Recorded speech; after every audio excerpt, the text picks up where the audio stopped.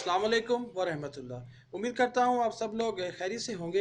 हज़रत उसामा ने कहा, रसूल अल्लाह सल्लल्लाहु अलैहि वसल्लम ने फरमाया, ताउन एक अज़ाब है जो बनी इसराइल के ग्रोह या तुमसे पहले के लोगों पर भेजा गया था। लिहाजा जब तुम सुनो कि किसी मुल्क में ताउन की वबा फैली है तो वहाँ मत जाओ, और जब उस मुल्क में फैले जहाँ तुम रहते हो तो वहाँ से भागकर ना जाओ।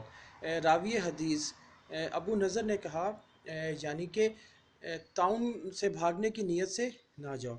इसी तरह हज़रत आयशा से रवायत है, हज़रत आयशा ने रसूल अल्लाह सल्लल्लाहु अलैहि वसल्लम से ताउन के मुतल्लिक पूछा।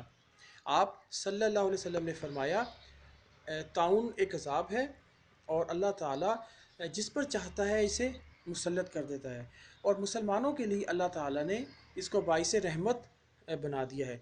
जब कहीं ताउन की वबा फैले तो जो भी मुसलमान अपने उसी शहर में सब्र करके बग़ज़ सवाब क़याम करेगा, नेज़ उसका एतक़ाद ये होगा कि जो भी मुसीबत अल्लाह ताला ने किस्मत में लिख दी है वही पेश आएगी। अल्लाह के यहाँ उसके लिए शहीद का सवाब है। तो मेरे प्यारे मुसलमान बहनों और भाइयों, जैसे आजकल डेंगू की वबा फैलती है, फिर कोरोना वायरस, ये भी अल्लाह ताला का एक अज़ाब है।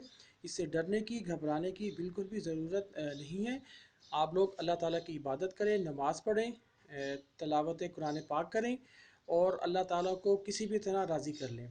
अब आप लोगों ने अगर अल्लाह ताला को राज़ी कर लिया तो किसी को भी कुछ भी नहीं होगा। अल्लाह ताला आप सबको अपनी अमान में रखे और दुनिया और आखिरत में कामयाबी अता फ़रमाए।